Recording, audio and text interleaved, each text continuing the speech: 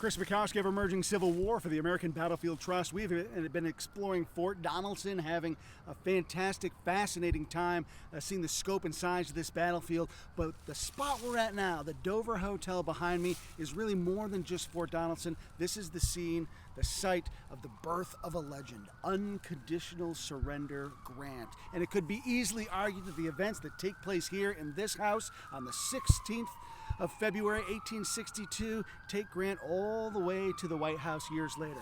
Let's head down onto the porch for just a second, and I'm going to ask my friend Greg Biggs to come in here in just a moment and talk a little bit about the story about what happened here, because certainly after the fight that takes place around Fort Donelson, Grant finally is able to pen the Confederates up. He has the opportunity to then finally hit that knockout blow that he's been seeking and capture this whole garrison. And of course, that's going to be mortifying to the Confederate commanders, who on the evening or early morning, about 1:30 in the morning on the 16th, are going to meet at a place called the Rice House that's off to my right. And that's where they're going to realize that they have no opportunity but to surrender.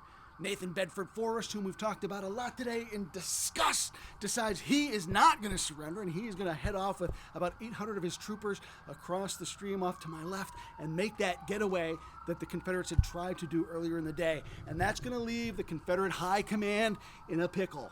And to talk about that situation and how Grant comes into the scene, I'm going to ask Greg to come in and tell one of the most famous stories of the war.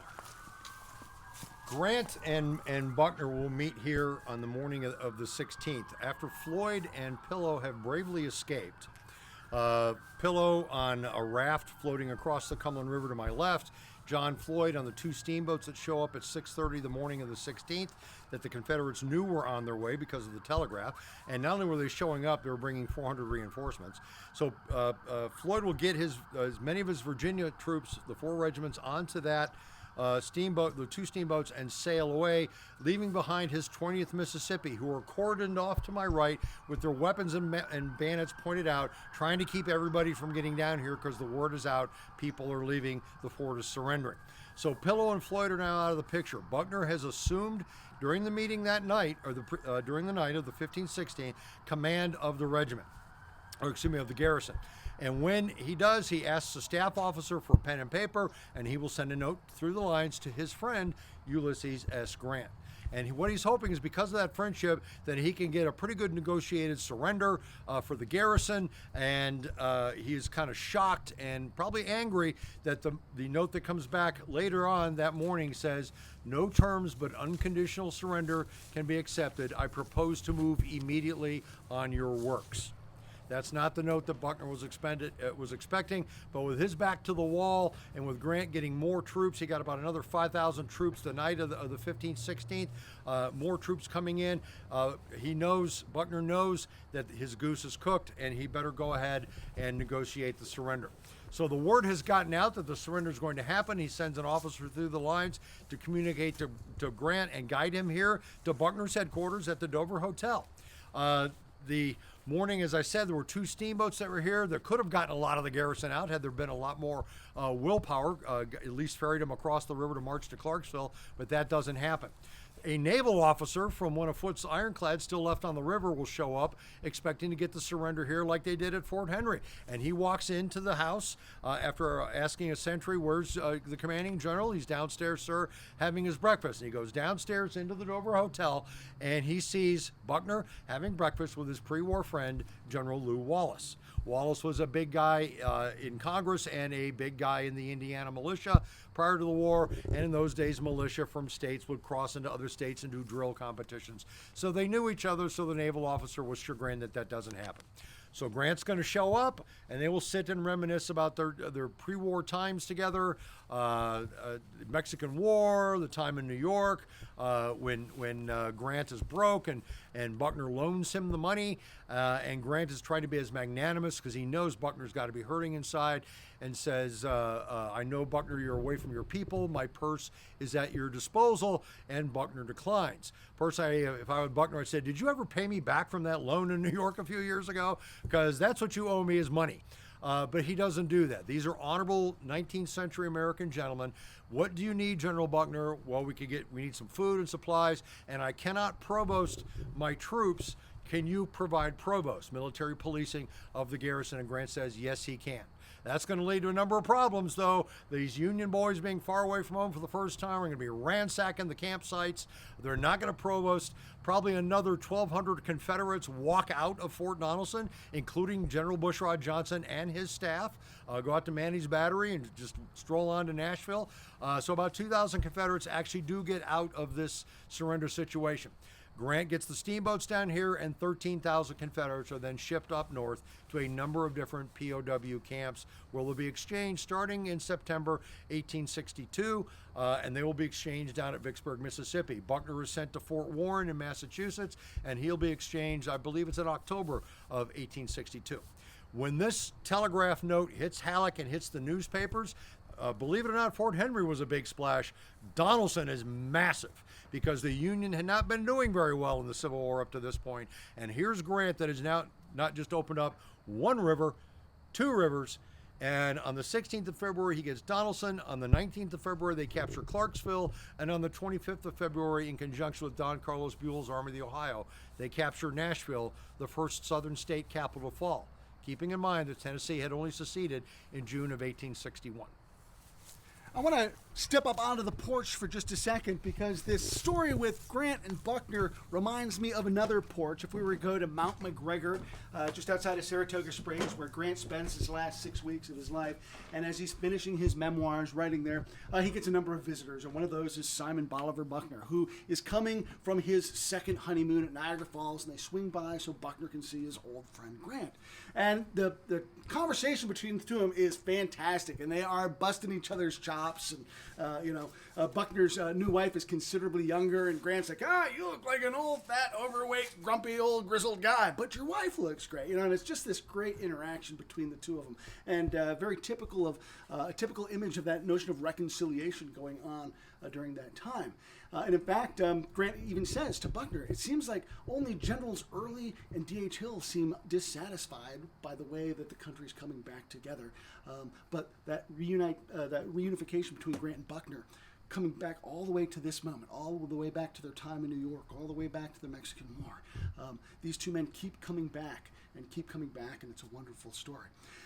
I also kind of want to touch on the fact that we can see the Cumberland River behind us here.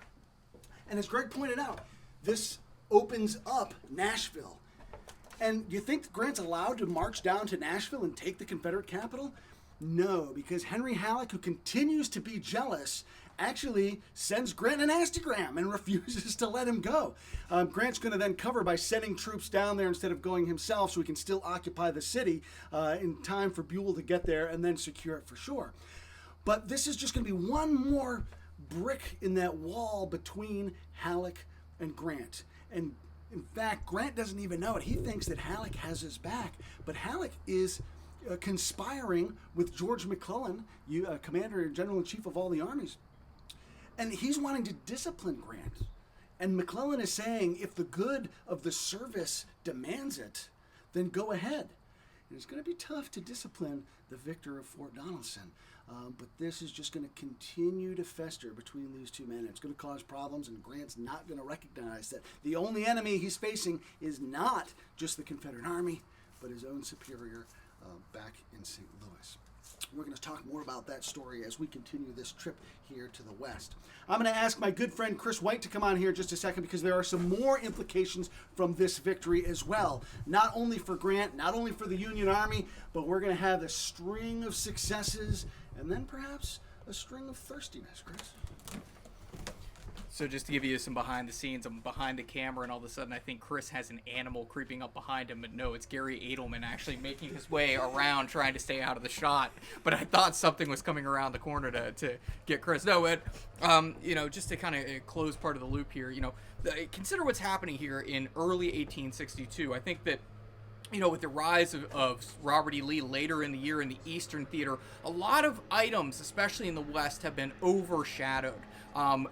So we have these victories here starting at Forts Henry and Donelson. Then we're going to start looking, down the various rivers. We're going to see Nashville fall, as Kris talked about. That's the first capital of a Confederate state to fall. And it's a very important rail center, and it's important symbolically to the Confederacy, and that will be damaging to Albert Sidney Johnston and his reputation, which we'll come to see happen at Shiloh, those long reverberations. Then we'll move down to Island number 10, where John Pope, the miscreant John Pope, as Robert E. Lee will call him, will go and bring home a victory. Then New Orleans falls, the largest city in the Confederacy, and that is a port that is vital to the Confederate war efforts. And New Orleans will actually turn into a wartime reclamation project for the Union. This is where we're going to start to see the reunification of the country, and it's a very interesting case study down there. So what we're starting to see up here at Vicksburg, next at Shiloh, is another victory. So out west, the Union armies are doing well, but the focus will eventually shift to the Eastern Theater. Abraham Lincoln had said to his armies, and by February 22nd of 1862, I want you moving forward. Grant and Andrew Foote took that to heart, and they started taking the war to the Confederacy. John Pope somewhat does that, but then in the East, George McClellan does not, his principal commander there. So what we're starting to see there is that rift starting to happen. But with such a population, the population center in the East, with so many papers in the East, with a capital in the East, that is where the eyes of the nation will be. And later on in 1862, Lincoln will be sitting with someone from the French consulate, and he'll say something along the lines of, things aren't going well here in the East, but look to the West. Look at all the great work we're doing out there. But it seems to be forgotten time and time again. And just to fast forward our story, when we go to Murfreesboro, when we go to Parker's Crossroads, Lincoln in 1862 sent an edict to his generals and go forward by February 22nd. He has to do the same thing that winter. He has to be that commander-in-chief that keeps pushing his men forward. Remember, politics will drive our strategy and our policy of our war down to our operational and to our tactical levels. So that is what we're going to start seeing here. Lincoln taking a harder approach, and this is in the days before the Emancipation. These are in the days before Robert E. Lee even rose to prominence. We're seeing victories out here in the Western Theater, but unfortunately, they'll eventually be overshadowed by egos like Henry Halleck, and then, of course, the rise of Robert E. Lee and all of those Eastern newspapers reporting on all those Confederate victories in the East, while the Southern Confederacy is crumbling its foundation out in the West. And since we started with the rise of Grant's trajectory, we're going to end with that. He gets that reputation as unconditional surrender Grant here, and that's going to stay with him forever and ever. But look at the way he has to negotiate surrender at Vicksburg. And so that unconditional surrender reputation is going to actually cause problems for surrender negotiations at Vicksburg. And then look at the magnanimous, can't get that word out, the magnanimous surrender terms he offers to Robert E. Lee at Appomattox Courthouse. And so that, again, that unconditional surrender really doesn't come forward there as well. And in fact, that surrender will do a lot to set the stage for Grant's post-war years. But what happens in this house, at this battlefield, really is going to open things up for Grant. We're going to see, as Kris said, a string of victories. We're going to see all sorts of cool stuff, and you are going to go with us to explore some of those as this trip continues. Thank you so much for being with us here at the American Battlefield Trust. Make sure you check out all of our videos on our Facebook page, and thank you for supporting battlefield preservation.